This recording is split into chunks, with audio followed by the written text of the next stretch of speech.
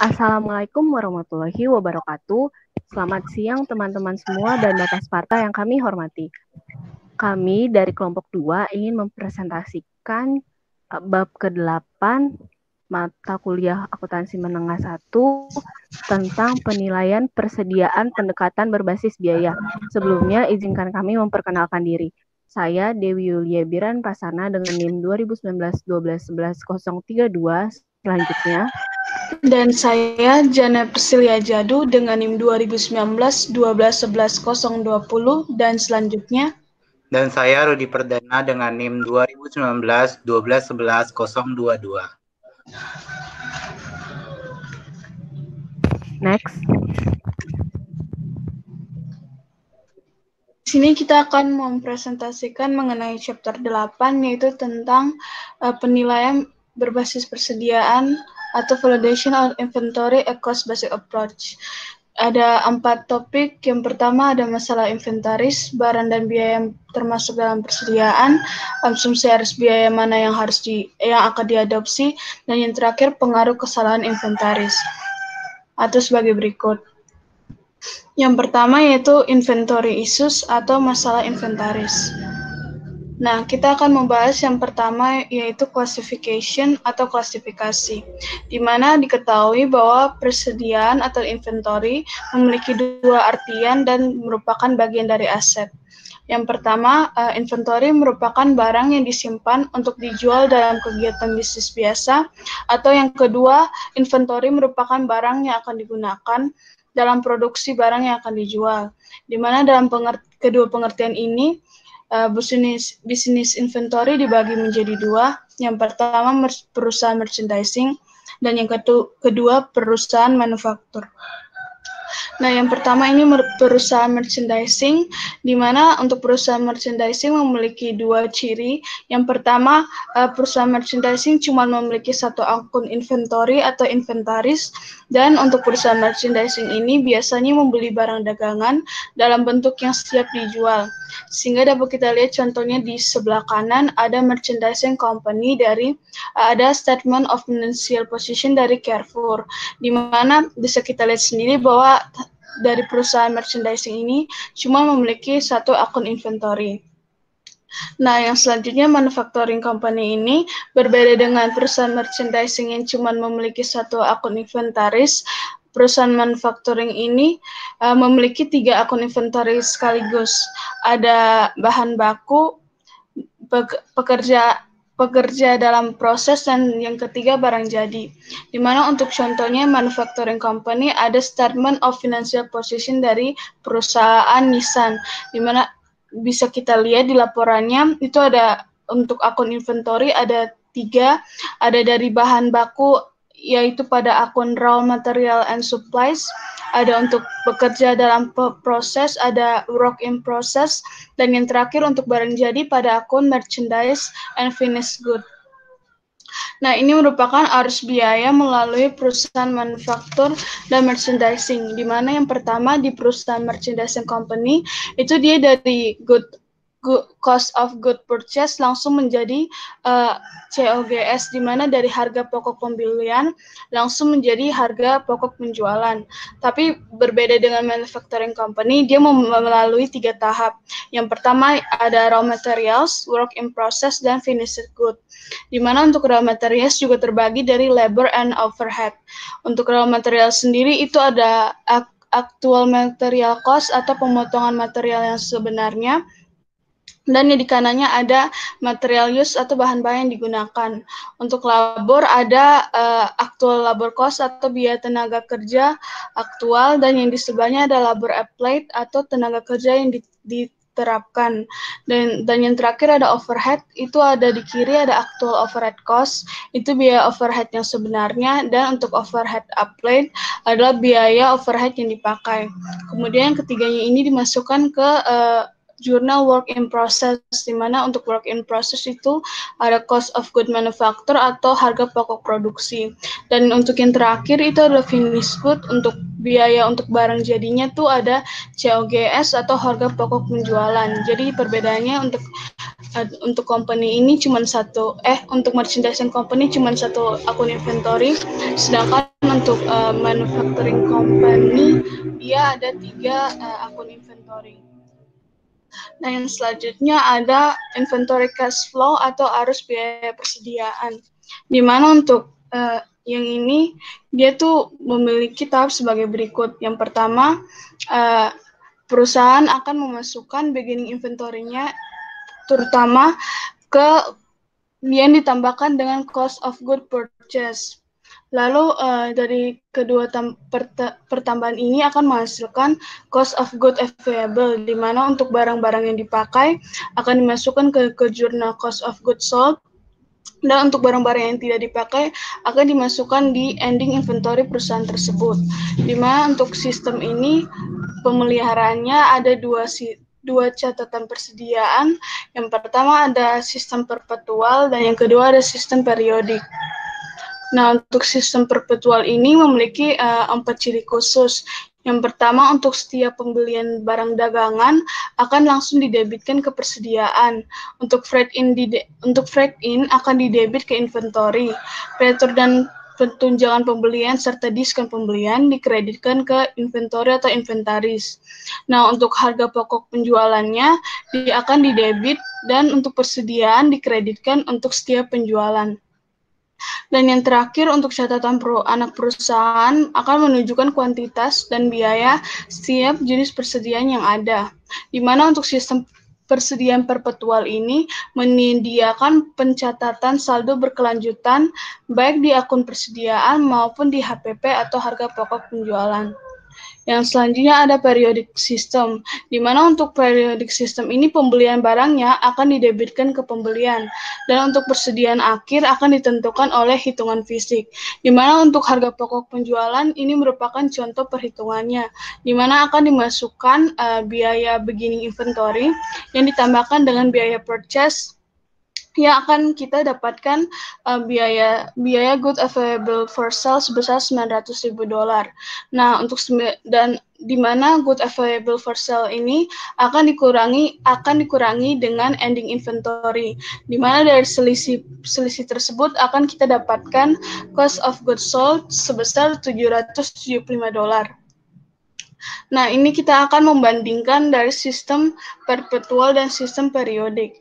Di mana untuk sistem perpetual ini, Fastmark Company memiliki transaksi sebagai berikut. Di mana untuk beginning inventory diketahui sebesar $600, purchase sebesar $5.400, sale sebesar $7.200, dan untuk ending inventory sebesar $2.400. Di mana soal ini akan kita menggunakan dua sistem sekaligus, yaitu sistem perpetual dan sistem periodik. Nah, ini merupakan perbandingan dari sistem perpetual dan sistem periodik. Di mana untuk bagian yang pertama yaitu ada beginning inventory. Di mana untuk perpetual inventory system itu the inventory account show in inventory, dan sedangkan untuk periodik masih sama, bahwa sama-sama sebesar $600. Untuk yang kedua purchase 900 unit di $6. Nah, kalau perpetual inventory ini akan dimasukkan sebagai akun inventory, sedangkan untuk periodic system akan dimasukkan atau diketahui sebagai akun purchase sebesar $5.400. Nah, untuk yang selanjutnya ada sale of 600 unit di $12, di mana yang untuk akun pertama sama-sama diketahui akun receivable pada sales revenue, namun untuk perpetual system itu diketahui COGS-nya kepada inventory, sedangkan untuk periodic systemnya itu no entry. Nah, untuk end periodenya itu untuk perpetual system tuh tinggal dijumlahkan semuanya yang dari atas sampai ke bawah dan dikurangi dengan sale of unitnya tadi $3.600. Sedangkan untuk periodic system tuh pakai hitungan yang sama seperti sebelumnya, yang ini, bahwa di mana pertama-tama beginning inventory akan ditambah dengan purchase, terus dikurangi dengan ending inventory-nya, sehingga kita akan mendapatkan dari 5.400 ditambah 600 lalu dikurangi 2.400, hasilnya kita dapatkan COGS-nya yaitu $3.600. Nah, ini contoh selanjutnya bahwa kita mengasumsikan bahwa pada akhir periode laporan, akun persediaan perpetual merupakan saldo persediaan sebesar $4.000, di mana namun hitungan fisiknya menunjukkan persediaan sebenarnya yaitu sebesar $3.800. Nah, untuk entry-nya sebagai berikut, kan itu yang sebenarnya kan 3.800, tapi dicatat sebagai 4.000. Nah, untuk pelaporannya itu 4.000 dikurangi 3.800, maka untuk inventory over and short-nya diketahui sebesar 200 kepada inventory, yaitu $200. Di mana catatannya sebagai berikut, bahwa inventory over and short menyesuaikan harga pokok penjualan. Walaupun dalam praktiknya perusahaan kadang melaporkan inventory over and short ini di bagian pendapatan dan beban lain pada laporan laba rugi. Yang selanjutnya yaitu ada mengontrol inventory atau inventory control, di mana semua perusahaan pasti memerlukan verifikasi catatan inventory yang secara berkala, di mana untuk verifikasi ini akan dicatat berdasarkan hitungan berat dan pengukuran yang sebenarnya, dengan bahwa jumlah yang dibandingkan ini akan secara terinci atau dengan catatan inventaris yang rinci. Nah, perusahaan akan melakukan inventarisasi fisik, di mana mereka akan melakukannya mendekati akhir tahun fisikal dan melaporkan jumlah persediaan dengan benar pada laporan akuntansi tahunan perusahaan tersebut. Nah, ini kita akan menentukan harga pokok penjualan atau determining cost of goods sold, di mana contohnya sebagai berikut. Perusahaan harus mengalokasikan harga pokok sejumlah barang yang tersedia untuk dijual atau digunakan antara barang yang dijual atau barang yang masih ada, di mana diketahui akun-akun sebagai berikut. Yang pertama, beginning inventory, itu ada $100.000 yang ditambahkan dengan cost of goods sold-nya selama tahun tersebut $800.000. Maka akan kita dapatkan cost of goods available for sale-nya $900.000 dikurangi dengan ending inventory $200.000 dan didapatkan untuk COGS selama tahun tersebut ada $700.000. Yang selanjutnya, barang dan biaya termasuk persediaan. Next. Barang yang termasuk dalam persediaan. Biasanya, perusahaan mengakui persediaan dan hutang pada saat pengendalian aset. Dan bagian dari hak tersebut sering digunakan untuk menentukan kontrol, karena hak dan kewajiban ditetapkan secara hukum. Perusahaan ini biasanya mengakui persediaan dan hutang saat dia melakukan controlling aset, dan penggunaan persediaan dan hutang ini dikontrol berdasarkan hukum yang berlaku di perusahaan tersebut. Next.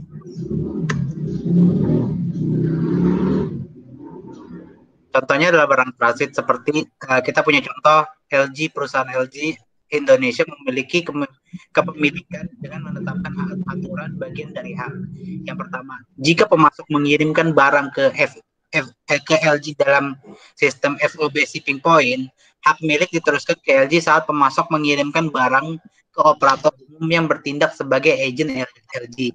Yang kedua, jika pemasok mengirimkan barang dengan FOB destination, hak milik diteruskan ke LG hanya ketika penerima barang dari pengangkut umum. Titik pengiriman atau tujuan seringkali ditentukan oleh lokasi tertentu. Misalnya FOB Makassar. Di sini untuk FOB shipping point ini, misalnya perusahaan ini kan punya barang, terus dia mengirimkan barang tersebut ke pembeli, otomatis perpindahan kepemilikan barang ini sebenarnya sudah berpindah saat distributor atau ini memberikan barangnya kepada pihak kurir atau jasa pengiriman. Sementara kalau di FOB destination itu hak kepemilikannya akan berubah ketika jasa kurir ini telah memberikan barangnya ke pembeli. Seperti itu, kurang lebih seperti itu. Next.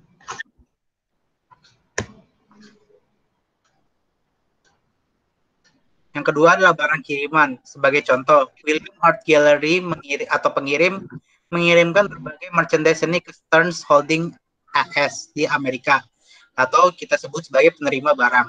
Yang bertindak sebagai agent adalah William dan dalam menjual barang konsinyasi. Yang pertama, Stern setuju untuk menerima barang tanpa kewajiban apapun, kecuali melakukan kehati-hatian dan perlindungan yang wajar dari kehilangan atau kerusakan sampai ia menjual barang ke pihak ketiga. Yang kedua, saat Stern menjual barang, ia mengirimkan pendapatan, dikurangi komisi penjualan dan biaya yang dikeluarkan kepada Williams. Barang keluar sebagai konsinyasi tetap menjadi milik pengirim atau Williams. Di sini Stern membeli barang dari William. Nah, William mengirimkan barang itu ke Stearns. Di sini Stearns itu sudah setuju kalau dia akan melakukan prinsip kehati-hatian dan perlindungan dan dari kehilangan atau kerusakan barang yang diterima dari perusahaan William untuk dijual kembali kepada pihak ketiga, entah itu dari perusahaan atau customer yang lain. Dan yang kedua, ketika dia menjual barang, dia itu penjualannya itu kan selalu dikurangi dari komisi penjualan dan biaya yang dikeluarkan, sehingga nanti pemilik harga dari hasil jual itu nanti diberikan kepada William sebagai konsinyasi tetap jadi tapi pemilikan barang itu dijatuhkan kepada perusahaan William Art Gallery. Next. Nah, berikutnya adalah penjualan dengan perjanjian pembelian kembali atau repurchase. Contoh, Hill Enterprise mentransfer atau kita bisa sebut menjual inventory discounts in incorporation dengan secara bersamaan setuju untuk membeli kembali barang dagangan ini selama periode waktu tertentu. Diskon kemudian menggunakan inventory sebagai jaminan untuk jaminan dan meminjam untuk itu. Next.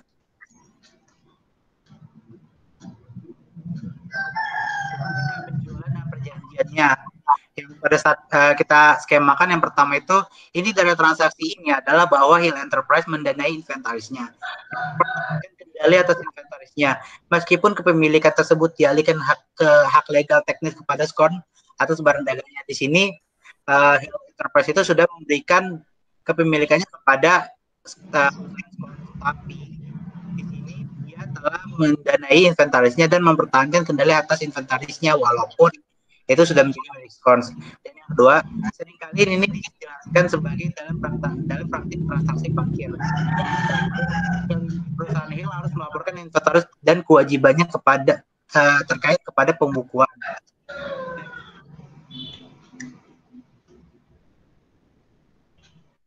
Penjualan dengan hak pengembalian atau return, biasa kita sebut return. Contoh, perusahaan penerbitan berkualitas menjual buku pelajaran ke toko buku kampus dengan perjanjian bahwa kampus dapat mengembalikan dengan kredit penuh buku apapun yang tidak terjual. Kualitas harus mengenali pertama, pendapatan dari buku teks yang terjual yang diharapkan tidak akan dikembalikan. Yang kedua, kewajiban pengembalian dana untuk perkiraan buku yang akan dikembalikan. Dan yang ketiga, aset untuk pembukuan yang diperkirakan akan dikembalikan yang mengurangi harga pokok penjualan. Di sini, jika quality publishing tidak dapat memperkirakan tingkat pengembalian, seharusnya tidak melaporkan pendapatan apapun, sehingga pengembalian menjadi tidak pasti. Next.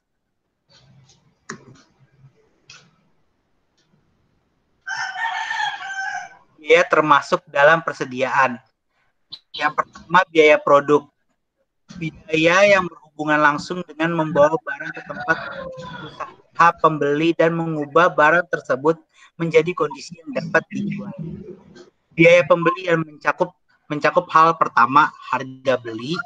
Kedua, biaya masuk dan pajak lainnya. Ketiga, biaya transportasi. Dan yang keempat adalah dengan perolehan barang. Next.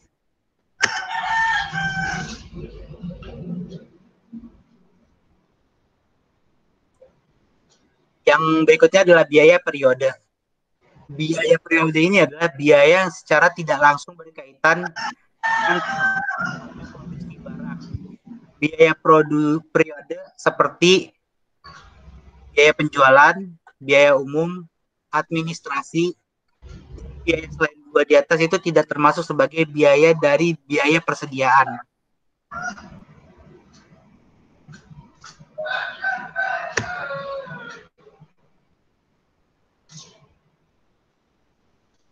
Next, di sini adalah pemberlakuan biaya pembelian. Di sini kita tahu kalau dalam pembelian itu kan ada dua diskon. Yang pertama adalah Di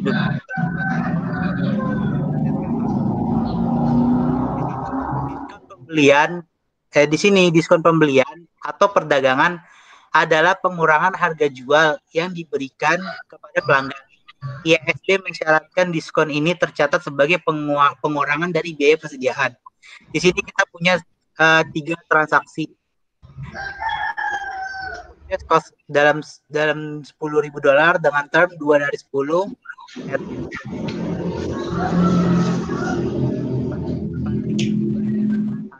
periode diskon, dan 6.000 ini dibayar ketika periode diskon telah berakhir. Pencatatannya adalah berdasarkan harga yang telah ada atau biaya dasarnya.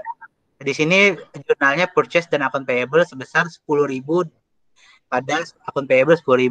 Tetapi kalau di net method itu sudah berbeda. Mengapa dikatakan berbeda? Karena metode net method ini lebih terarah pada saat pembeli itu membeli barang, tapi diskon itu sudah dianggap. Jadi misalnya kita beli barang nih, perusahaan menganggap kalau kita beli barang itu harganya 10.000, padahal perusahaan itu telah menggunakan sistem net method. Otomatis kalau misalnya kita membeli barang harga 10.000, biasanya udah dikasih diskon di awal. Jadi makanya di sini pada saat pembelian, purchase-nya itu seharga 9.800 dengan akun payable 9.800.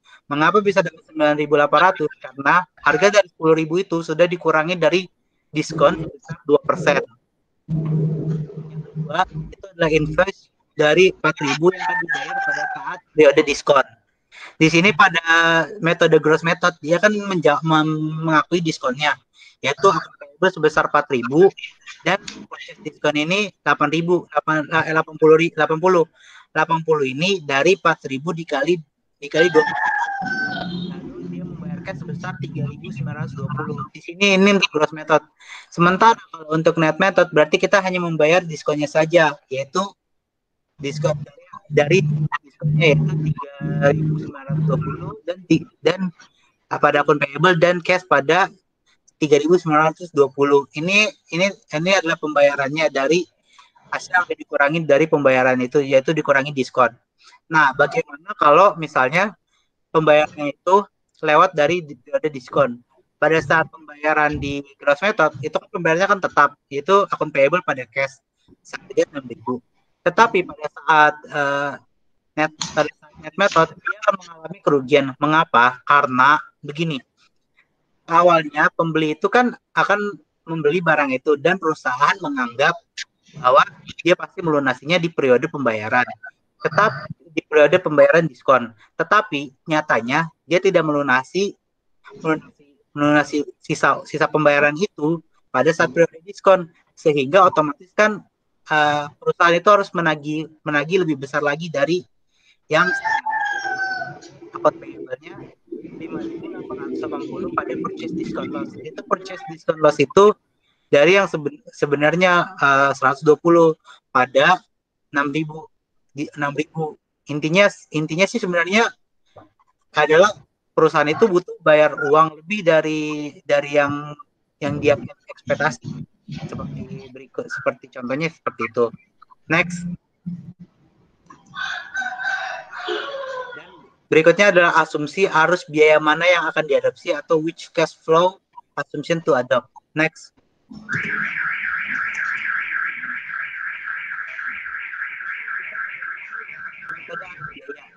Metode arus biaya itu menggunakan identifikasi khusus atau specific identification, atau ada lagi dua asumsi arus biaya. Yang pertama first in first out atau FIFO, dan biaya rata-rata atau average method. Next.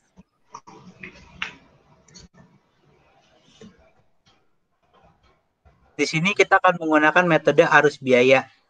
Untuk menggambarkan metode arus biaya, asumsikan bahwa Umbrella Corporation memiliki transaksi berikut di bulan pertama operasi. Pada bulan Maret dia membeli barang 2.000 seharga 4.000, seharga 4.000, balance-nya 2.000 unit. Terus pada bulan Maret dia membeli 6.000, seharga 4.040, balance-nya 8.000. Nah, pada saat Maret 19 dia menjual barang sejumlah 4.000 unit. Maka dari 8.000 dikurangi 4.000 ada sisa 4.000 unit. Dan pada Maret 30 perusahaan ini membeli lagi barang sebanyak 2.000 unit dengan harga 475. Maka unitnya adalah 6.000 unit. Nah, berdasarkan menghitung barang awal, barang tersedia untuk dijual, kan kita udah tahu nih persediaan inventory awal itu 2.000. Nah, kita kan harganya nih, berarti kita kalikan aja 2.000 kali 4, harganya 8.000. Lalu pada saat pembelian, dia membeli barang kan 6.000 pada bulan Maret dan bulan Maret 15 dan bulan Maret 30. Maka pembeliannya dikaliin aja dengan harga pembelian kayak 6.000 jadi dikali 40 dan 2.000 dikali 475. Hasilnya 26.400 ditambah 9.600. Nah, di sini semua barang yang telah dibeli itu ditambah dari bersama dengan persediaan inventory awal. Maka barang tersebut yang telah tersedia untuk dijual itu sebanyak 43.900. Next.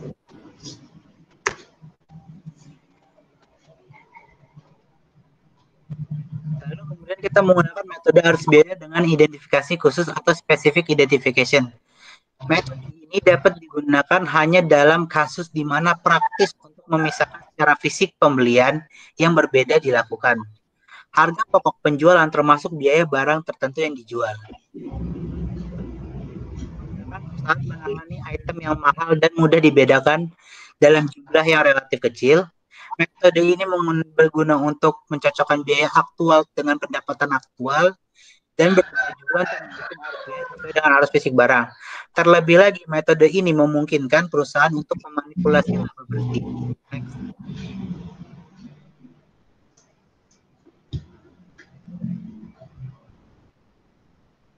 Nah, sekarang kita akan masuk ke biaya rata-rata atau average cost.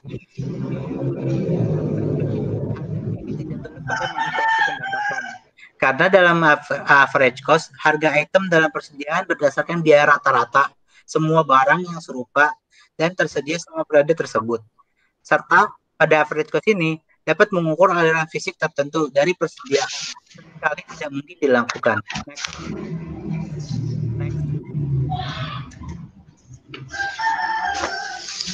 Ini sebagai contoh metode rata-rata tertimbang atau weighted average cost. Kita bisa lihat disediakan di atas itu hampir sama seperti data Umbrella Corporation. 2.000 harganya 4,00 harga total 4.000. 6.000 dikali 440 seharga 26.400. 2.000 dikali 475 seharga 9.500.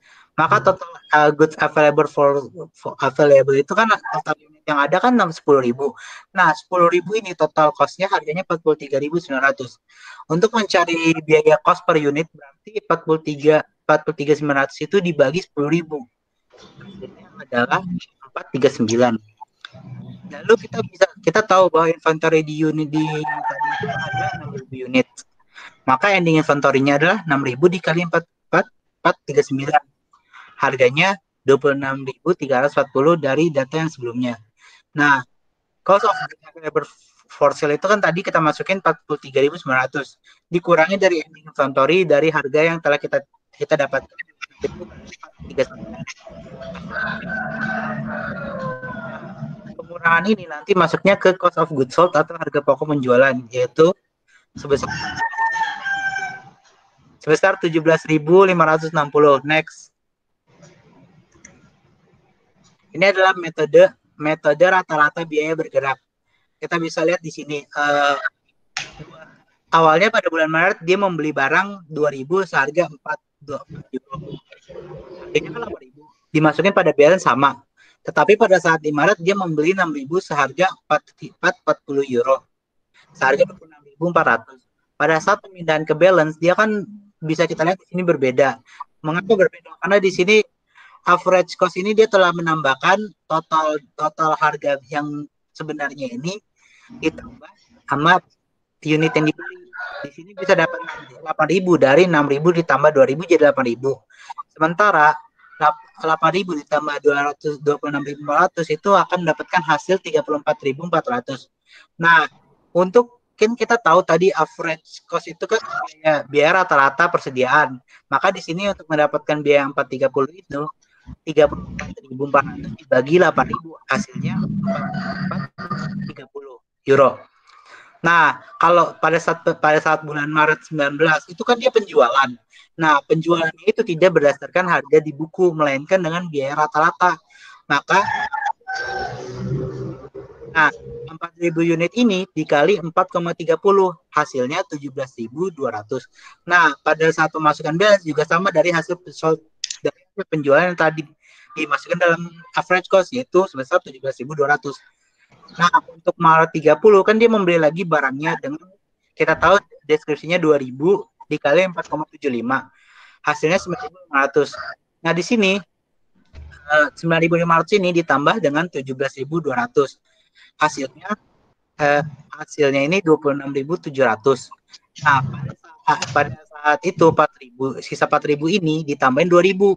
Jadi nah, mendapatkan 4,5 ini dari 26.700 dibagi 6.000, maka hasilnya 4,45. Dalam metode ini, perusahaan umbrella menghitung biaya unit rata-rata baru setiap kali melakukan pembeliannya. Itu berdasarkan dari penjelasan penghitungan 4,45 dan 430 yang ada di atas. Next.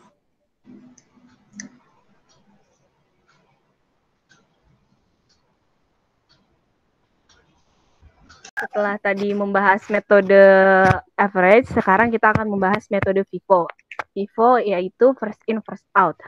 Nah, yang dimaksud seperti namanya first in first out, yang artinya masuk pertama keluar pertama. Maka pada metode ini, unit yang pertama kali masuk ke gudang perusahaan akan dijual pertama. Kemudian dalam penerapan metode FIFO berarti perusahaan akan menggunakan persediaan barang yang lama atau yang paling pertama masuk untuk dijual terlebih dahulu. Jadi istilahnya yang masuk pertama kali ke gudang itu yang bakal dijual duluan. Nah, jadi biasanya persediaan akhir barang dagangan ini akan dinilai dengan nilai perolehan persediaan yang terakhir masuk. Metode FIFO ini cocok diterapkan perusahaan yang produknya itu memiliki tanggal kadaluarsa, seperti kayak obat, makanan, mereka kan punya kadaluarsa. Jadi yang pertama kali masuk gudang itulah yang harus dijual duluan sebelum batas kadaluarsanya berakhir. Metode FIFO ini merupakan metode yang paling umum digunakan dalam penilaian persediaan. Sebagai akibatnya, biaya per unit persediaan yang masuk terakhir dipakai sebagai dasar penentuan biaya barang yang masih dalam persediaan pada akhir periode atau persediaan akhir. Next.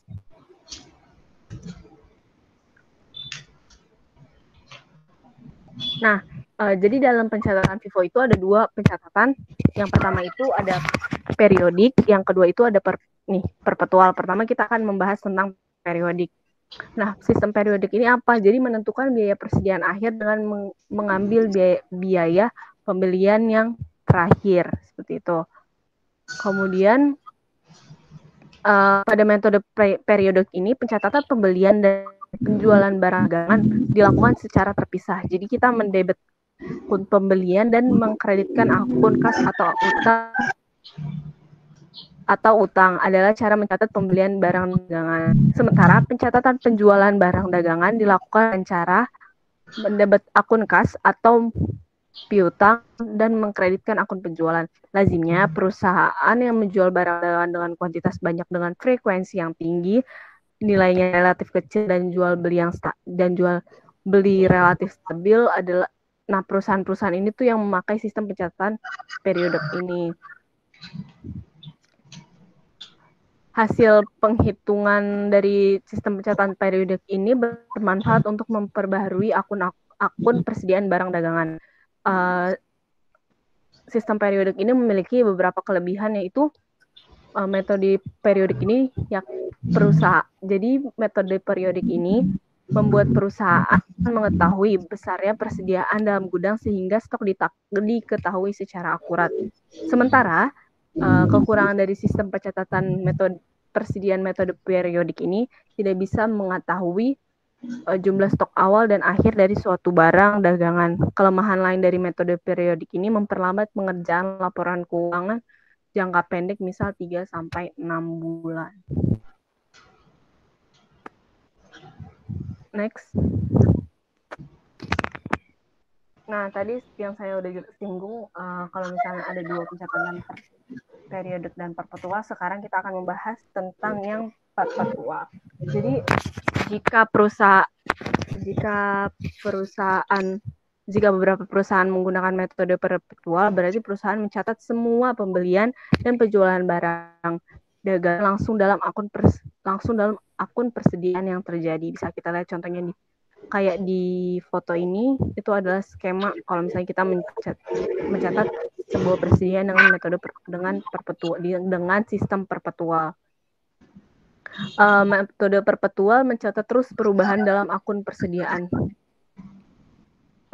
Pembelian bahan baku untuk produksi dan barang dagangan untuk dijual kembali didebet ke pos persediaan, bukan untuk pembelian ya. Kemudian seperti tadi, sistem periodik memiliki kelebihan dan kekurangan, begitu juga dengan sistem perpetual. Salah satu kelebihan sistem pencatatan persediaan metode perpetual ini yakni perusahaan tidak perlu melakukan perhitungan fisik atau stock opening pada stok tersisa. Alasannya kenapa? Karena perusahaan dapat mengetahui stok sebenarnya di lapangan dengan mudah berkat adanya pencatatan yang dilakukan setiap waktu. Biasanya barang-barang bernilai jual tinggi serta mudah dicatat keluar dan masuknya ke gudang, seperti mobil, lemari es adalah tipe barang yang sudah cocok menggunakan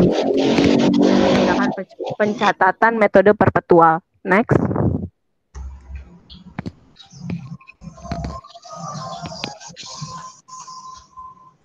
Nah, ini adalah ringkasan dari metode tadi. Kita udah pernah bahas average dan FIFO. Jadi ada penjualannya sama, terus cost of goods sold COGS-nya di average ada 18.000 dan FIFO 16.000. Kemudian di gross profit-nya terdapat perbedaan. Kemudian di bagian akhirnya di net income juga terdapat perbedaan antara average cost dan FIFO. Next.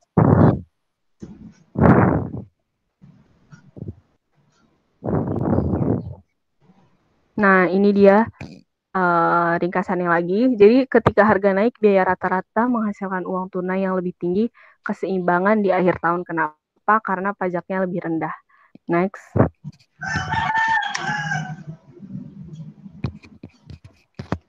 Setelah kita bahas metode FIFO dan average, kita akan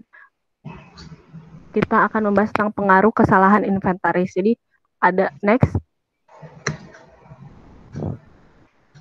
Nah, kesalahan dalam penyajian persediaan akhir. Bisa kita lihat di situ SOFP-nya jadi terlalu rendah, return earning-nya terlalu rendah, working capital terlalu rendah, current ratio-nya juga terlalu rendah, sedangkan untuk COGS-nya terlalu tinggi dan net income-nya terlalu rendah. Pengaruh kesalahan terhadap laba bersih dalam 1 tahun akan diimbangi pada tahun berikutnya. Namun laporan laba rugi akan salah saji untuk tahun kedua tersebut. Nah, kesalahan persediaan akhir tahun dihitung terlalu rendah akan berdampak dalam laporan posisi keuangan atau neraca. Itu jumlah persediaan, aset lancar, total aset, saldo laba akan dinyatakan terlalu rendah, dan modal kerja bersih serta saldo lancar akan menjadi lebih rendah pula dari seharusnya. Dalam laporan laba rugi, hasil perhitungan harga pokok penjualan laba kotor dan laba bersih bisnis menjadi dinyatakan terlalu tinggi.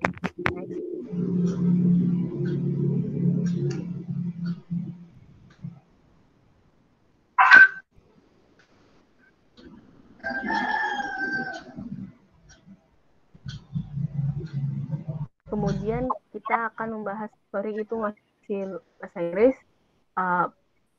kesalahan penyajian pada pembelian dan persediaan.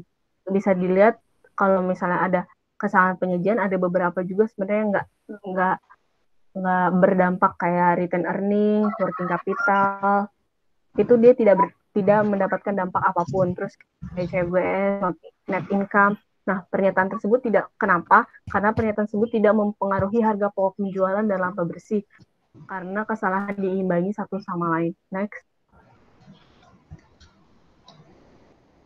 Nah, selanjutnya kita akan masuk kepada pembahasan soal chapter 7. Next. Sekarang kita akan membahas mengenai soal exercise 7. Di sini instruksinya determine ending account receivable atau ending dari account receivable. Di soalnya, petugas piutang Anda, Mary Herman, kepada siapa Anda membayar gaji sebesar $1.500 per bulan, baru saja membeli Audi baru. Audi ini maksudnya adalah mobil. Anda memutuskan untuk menguji keakuratan saldo piutang sebesar $117.000. Seperti yang ditunjukkan dalam buku besar. Informasi berikut tersedia untuk tahun pertama Anda dalam bisnis. Yang pertama, koleksi dari pelanggan atau yang diterima dari pelanggan sebesar $158.000, barang dagangan yang dibeli sebesar $320.000, persediaan barang dagangan akhir ada $70.000, dan yang keempat adalah barang yang ditandai untuk dijual pada 40% di atas instruksi biaya.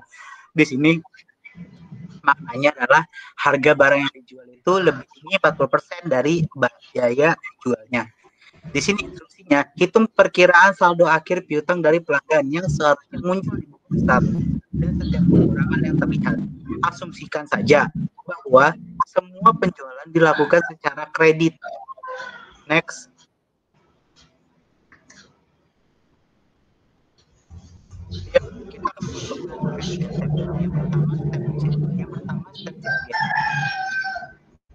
Kita akan menghitung ada 3 step. Yang pertama adalah step COGS. Step COGS ini kita tahu rumusnya adalah barang dagangan yang dibeli dikurangi persediaan barang akhir. Aduh,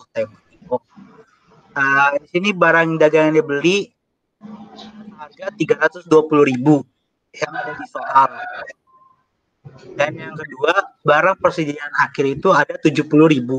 Di sini kita tinggal kurangi saja, harga yang dibeli itu 320 dikurangi 70. Hasil dari COGS atau harga pokok penjualan adalah 250.000. Nah, pada step kedua, kan diketahui harga jual itu 40% di atas dari harga yang didapat atau COGS. Maka 100%, 40% dikali 250.000. Kenapa 100% ditambah 40.000? Pertama, 100% itu merujuk kepada 250.000. Nah, ketika harganya 40% lebih tinggi di atas dari 40% lebih tinggi di atas dari harga biasa, maka kan ditambah 40% kan hasilnya adalah 140% ditambah 250.000.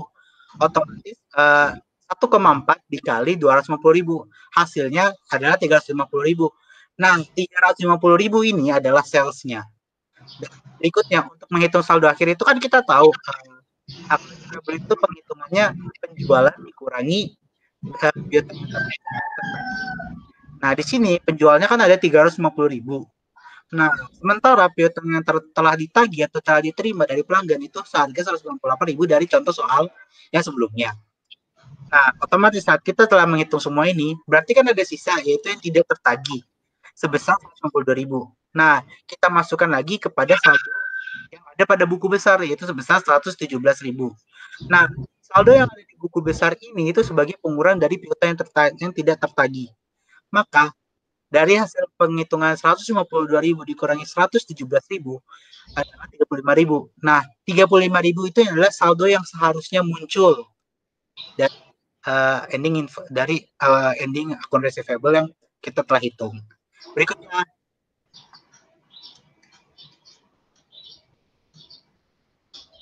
nah, ini adalah exercise 17 exercise 17 part 12. Di sini kita disuruh untuk membuat jurnal dari variasi receivable transaksi atau transaksi piutang. Seperti yang dicontohkan ini adalah informasi dari perusahaan Sanford SA. Pada bulan Juli tanggal 1, Sanford menjual barang dengan dagangannya kepada Legler Corporation dengan harga jual €10.000 dan persentan 2/10 dan net untuk pembayaran terakhir itu adalah 60 hari. Sanford mencatat penjualannya dan piutang bersih ini menggunakan metode net method. Di sini net method ini sudah merujuk pada seluruh transaksi. Maka di sini dalam setiap pembayaran transaksi tersebut itu merujuknya pada dua diskon pada 2% diskon pada 10 hari dan netnya 60 hari. Pada tanggal 5, piutang sebesar 12.000 atau bruto diperhitungkan dengan Rothschild Credit Corporation tanpa jaminan dengan pembiayaan sebesar 9%. Uang tunai yang diterima untuk hasil koleksi ditangani oleh bagian keuangan perusahaan. Di sini ada tambahan, tetapi semua akun ini telah melewati periode diskon. Berarti pencatatannya nanti menggunakan jurnal yang akan dipakai tanpa pembayaran melewati diskon atau ekspektasi dari pembeli. Apakah dengan di soal tanggal 9, piutang usaha sebesar 9.000 bruto dijaminkan kepada sebaliknya Credit Corporation dengan sebagai jaminan atas pinjaman sebesar 6.000 dengan biaya kuku keuangan 6% dari jumlah pinjaman. Penagihannya dilakukan oleh perusahaan pembiayaan. Nah, tetapi semua transaksi yang ada di sini piutangnya itu sudah melewati periode diskon sama seperti yang telah saya jelaskan di Juli tanggal 5. Pada tanggal 29 Corporation itu sudah memberitahu Sanford bahwa ia bangkrut dan hanya akan membayar 10% dari rekeningnya. Berikan jurnal untuk penghapusan saldo tak terdagi dengan metode penyisihan. Sebagai catatan pertama, catatan kenaikan piutang itu terjadi pada tanggal 11 Juli ketika periode diskonto berlalu. Atau catatan ini ada ketika periode diskon telah lewat 1 hari. Nah, pada tanggal 31, Sanford melakukan penilaian individual atas wesel tagih yang dengan nilai tercatat 350.000. Nilai sekarang dari wesel tersebut adalah 275.000. Instruksinya adalah persiapkan semua entry yang diperlukan dalam bentuk jurnal umum untuk Sanford SH. Next. Nah, di sini kita telah membuat jurnalnya. Kita bahas dari satu persatu. Pada tanggal 1 Juli kan dia membeli secara kredit. Coba ulang di next slide sebelumnya. Nah, di sini kan kita tahu Sanford itu harganya 10.000 dengan net 2 dari di sini dia menggunakan net method sama seperti yang telah saya jelaskan di pembahasan sebelumnya.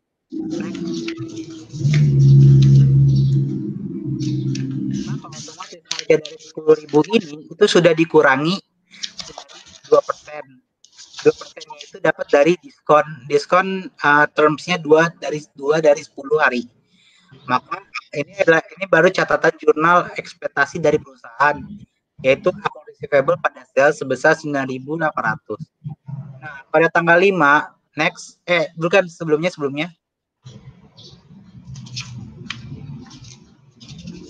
Di sini sebesar 12.000 dengan jaminan 9%. Tetapi periode ini sudah melewati periode diskon. Next.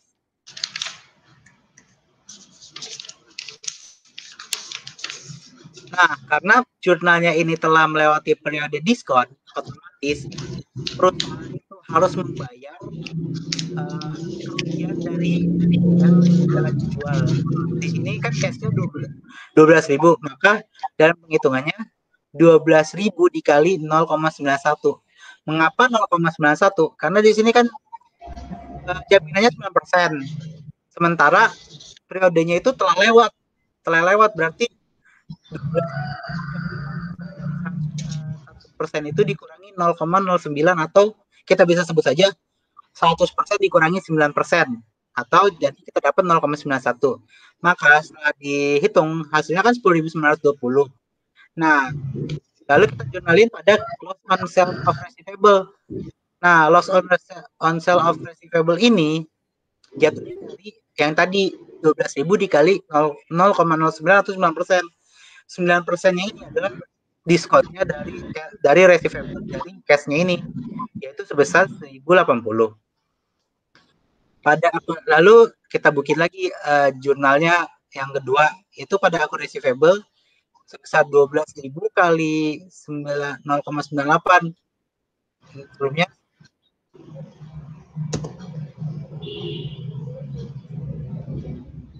mengapa bisa 0,98? Nah, seperti yang tadi saya bilang, persyaratannya itu kan 2/10 net 60. Berarti setiap penjualan di sini itu selalu dikurangi 2%. Nah, 2% itu adalah 100% dikurangi 2%, jadi 98%. 98% ini nanti akan menjadi harga dari yang akan kita bayar. Next. Maka hasil dari account receivable di sini adalah 12.000 dikali 0,98, yaitu sebesar 11.360. Nah, karena periode diskonnya sudah hangus, otomatis di situ kan ada receivable yang itu hangus. Dan itu perusahaan itu harus menagihnya kepada dari perusahaan yang telah mengajukan bahwa diskonnya itu akan dibayar pada saat periode diskon. Maka jurnalnya itu account receivable pada sales discount forfeit. Forfeit ini maknanya hangus dari sononya karena melewati dari atau kadaluarsa lebih tepatnya.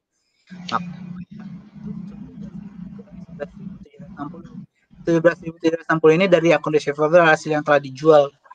Hasilnya adalah 240. Nah, pada saat tanggal 7 dia kan sebelumnya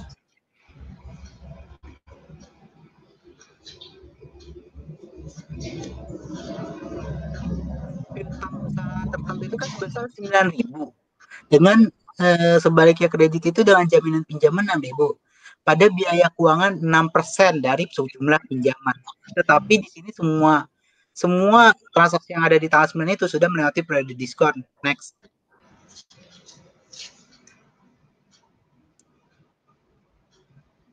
Karena sudah melewati periode diskon, otomatis awal di jurnal itu adalah account receivable pada sales discount forfeit. Di sini pada awalnya kan dia menjual seharga 9.000. Tetapi di sini kan kita sudah tahu bahwa itu kan sudah lewat dari periode. Otomatis 9.000 dikurangi dari 9.000 dikali 0,98. 0,98 ini sama seperti kasusnya yang ada di jurnal tanggal 5. Ya, di sini untuk tanggal 7 ini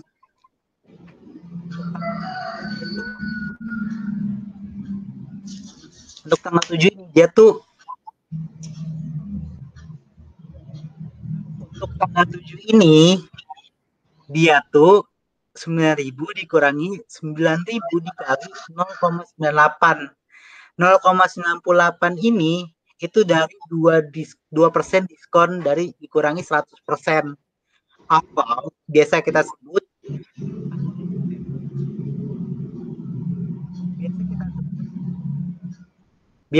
sebut akun receivable yang dijual. Maka 9.000 dikurangi hasil dari perkalian 9.000 dikali 0,98. Otomatis hasilnya adalah 180. Nah, 180 ini adalah sales diskon yang hangus. Maka nanti pada saat jurnal berikutnya yang 6.000 itu kan jaminannya 6%.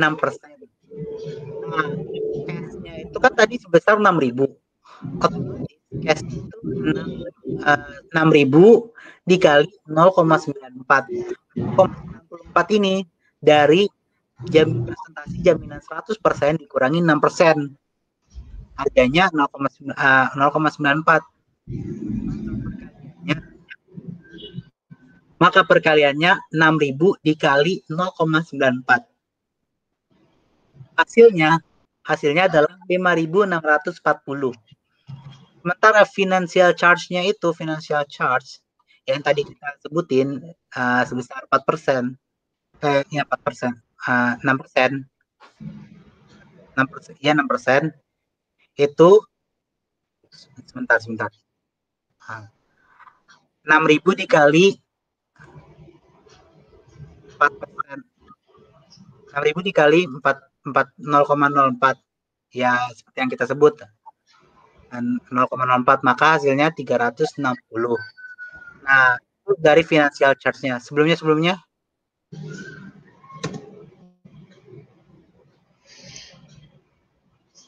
Nah, di sini. 6%, kan jaminan keuangannya 6%. Tetapi kita dapat diskonnya itu kan berdasarkan termnya semua transaksi itu kan 2%. Otomatis 6% dikurangi 2%. Jadi 4%. Next. Nah, di sini kita masukin nih financial charge-nya itu. Karena transaksinya udah lewat, tapi diskonnya juga periodenya udah lewat juga. Maka 6% dikurangi 2%, 4%. Nah, di sini financial charge-nya 6.000 dikali 0,04. Hasilnya 360. Nah, jurnalnya ini cash pada financial charge pada notes payable sebesar 560,640 ditambah 360 sama dengan 6.000. Nah, berikutnya pada tanggal 11 kan tadi ada dua transaksi lagi kan?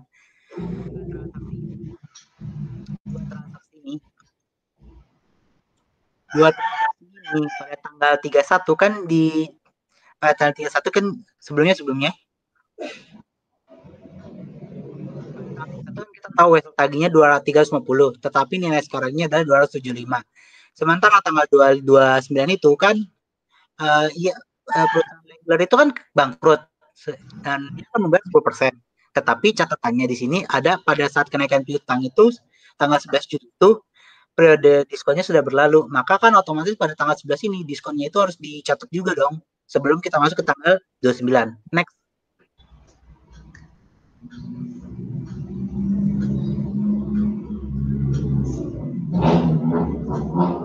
Dapat diskon 2%. Diskon yang seharusnya hilang tadi, yang dia bangkrut itu, berarti kan harganya 10.000 dikali 0,02 atau diskon di periode diskonnya itu 2%. Dikali aja 10.000 dikali 0,02, hasilnya 200. Jurnalnya adalah akun receivable regular pada sales discount forfeit sebesar 200 euro. Karena di sini telah dijelaskan bahwa transaksi itu sudah lewat dari periode diskon yang harus dilunasi. Nah, pada tanggal 29 kita tahu nih kalau regular itu akan bayar sebesar 10% kan. 10%. Nah, tapi 10%-nya itu dari 100% itu kan 1. Tapi dia cuma dari semua harga itu kan 10.000. 10.000 itu kan dihitung 100%.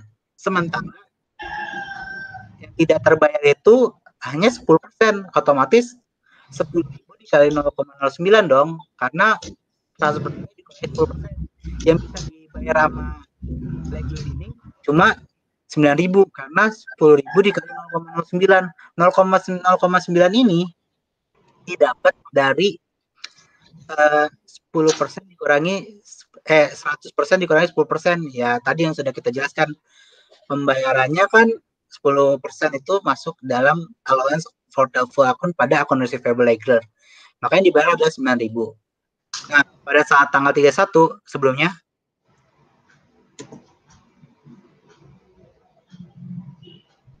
pada tanggal 31 di sini kita lihat Stanford melakukan penilaian individual atas wesel tagih. Wesel tagih di sini dia tercatat 350.000.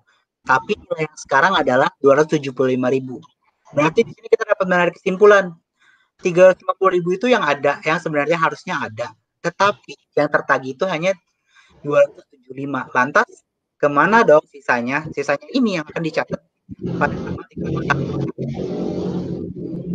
Sisanya ini akan dicatat pada tanggal 31, yaitu next. Yaitu jurnalnya pada bad debt expense atau allowance for doubtful account. Di sini bad debt expense itu adalah piutang yang tidak tertagih dan harus di write off atau dihapus. Nah, itu kita dapat dari hasil sebenarnya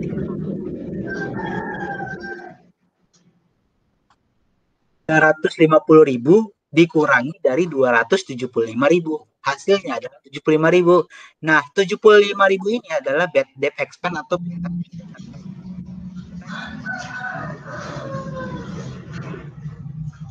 Next.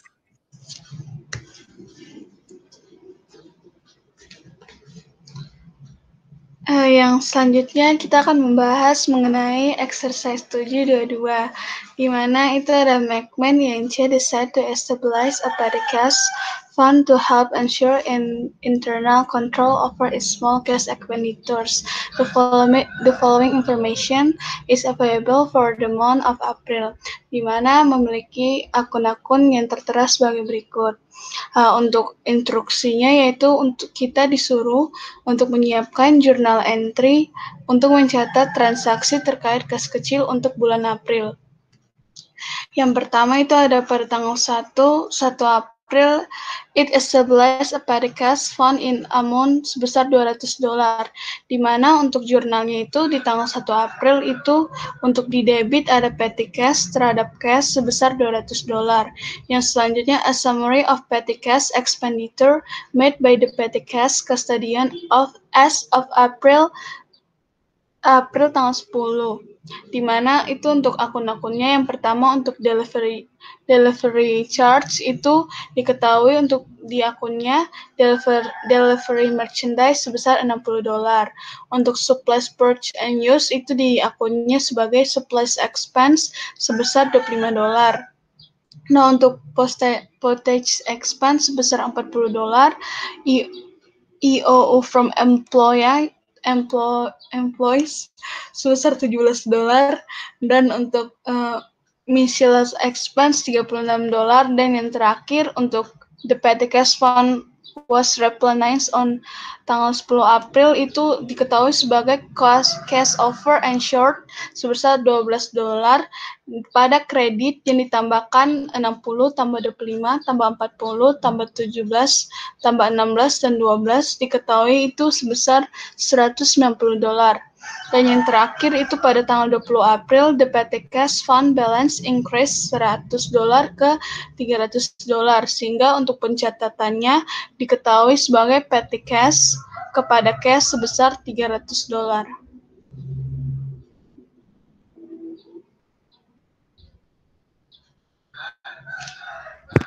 Selanjutnya kita akan membahas problem chapter 7 P7 strip 12.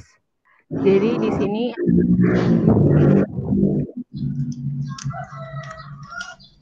sini ada diketahui petty cash dan rekonsiliasi bank. Bill Jovi is reviewing the cash accounting for Notelman Company, a local mailing service. Nah, di sini diketahui ada petty cash-nya dan rekonsiliasi banknya. Next.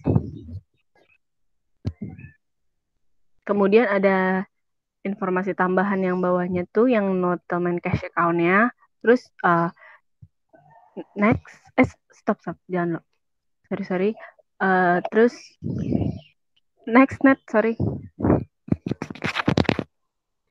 Nah, di sini ada informasi tambahannya, terus ada instruksinya, kita disuruh bikin jurnal, kita disuruh yang A, yang B-nya kita disuruh bikin rekonsiliasi bank, yang C-nya kita disuruh menghitung amount of cash should be reported, berapa banyak yang harus dilaporkan di laporan keuangan pada bulan Mei 2015. Next. Nah, ini jadi jawaban yang pertama. Jawaban yang A yang tadi kita disuruh ngejurnal, di sini kita bisa menjurnal bahwa ada petty cash di sisi debit sebesar 250 dan cash di kredit sebesar 250, kemudian ada postage expense, supply, account receivable, employee, kemudian ada shipping expense, advertising expense atau beban iklan, dan miss expense pada cash sebesar postage expense sebesar 33, supply sebesar 65, account receivable sebesar 30, shipping expense sebesar 57,45, beban iklan sebesar 22,8, miss expense sebesar 15,35. Kemudian total jadi pada cash-nya sebesar 223,6. Kemudian jurnal yang ketiga ada petty cash pada cash sebesar 50. Next.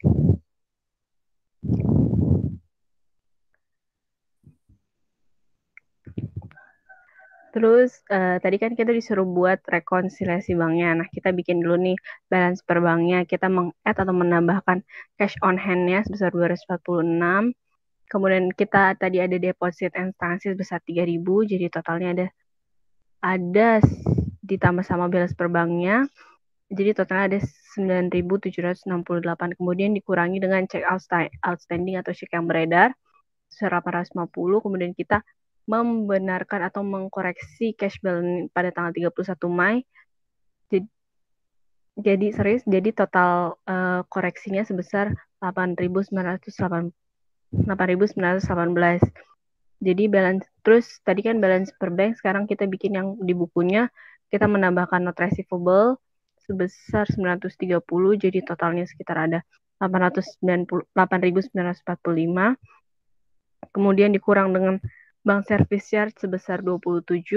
Jadi kas yang benar per Mei 31 sebesar 8.918, sudah sama seperti yang ada di bank. Kemudian kita buat jurnalnya cash pada note receivable dan interest revenue sebesar 930 cashnya, note receivable 900, interest revenue 30. Next.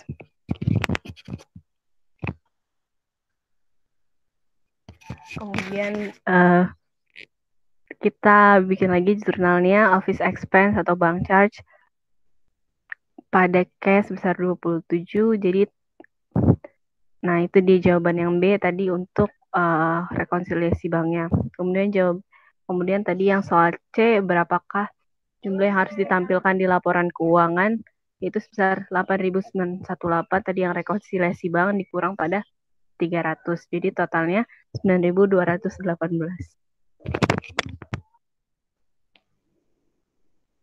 Next.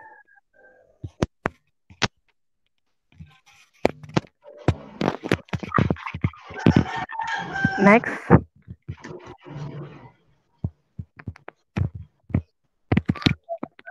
Nah, sekian dari presentasi kami. Kurang lebihnya mohon maaf. Wassalamualaikum warahmatullahi wabarakatuh. Terima kasih semuanya.